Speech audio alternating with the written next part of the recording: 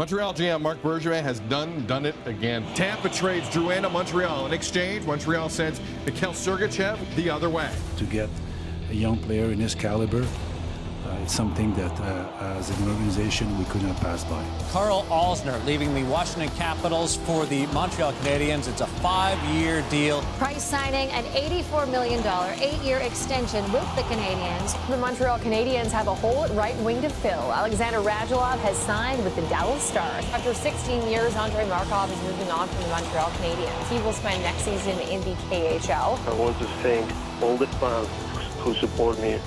I will never forget it for the rest of my life.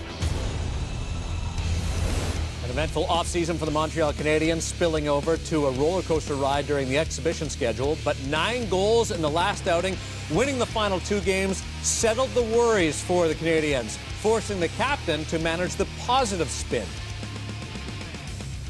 It's also still preseason, so, you know, I was staying positive when the questions were so negative, and now I got to try and say even keel when the questions are so positive, and that's part of playing in Montreal. But at the same time, I think a lot of the lines have been working till this point and trying to find this chemistry that we showed tonight and last night, and it's the right time to, you know, have everyone feel good about their game.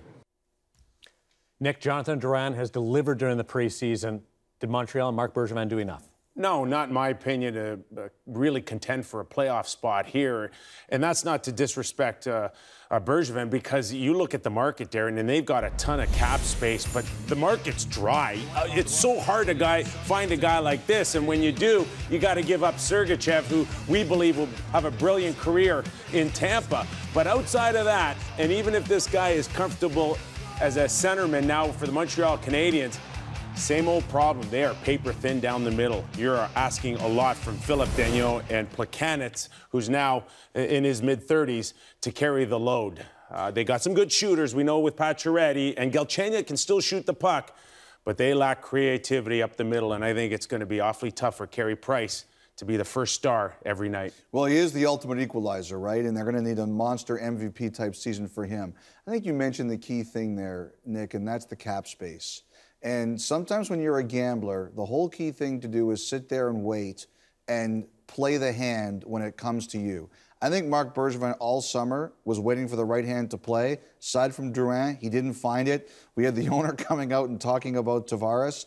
That says to me that the Montreal Canadiens are sitting there with that cap space and waiting to fire, Daren, the one bullet that they think could make a big, long-time difference, and they'll be curious to see if it comes to them this season. And the training camp of Victor Métis kind of softening the blow of the loss of Mikhail Sergachev.